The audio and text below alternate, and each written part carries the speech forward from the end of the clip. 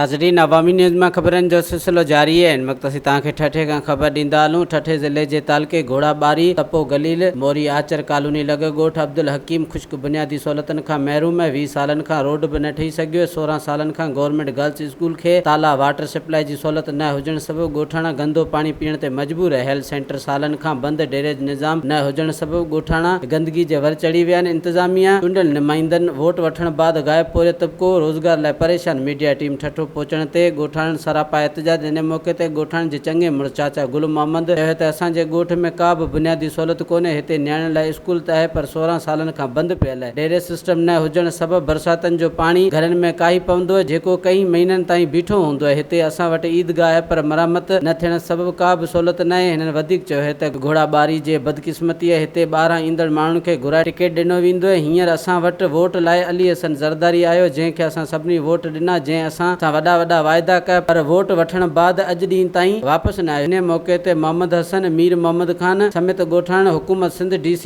ठठो ऐं चूंडियल नुमाइंदनि खां मुतालबो कयो त फौरन ॻोठाणनि जा बुनियादी मसइला हल कया वञनि। ॿी सूरत में इन्हनि ख़िलाफ़ सख़्तु एहतजाज कयो वेंदो। वधीक ख़बरनि ऐं तफ़सील जे लाइ विज़िट कयो असांजी वेबसाइट awamiNewsHD.com ऐं ॾिसंदा रहो अवामी न्यूज़ HD।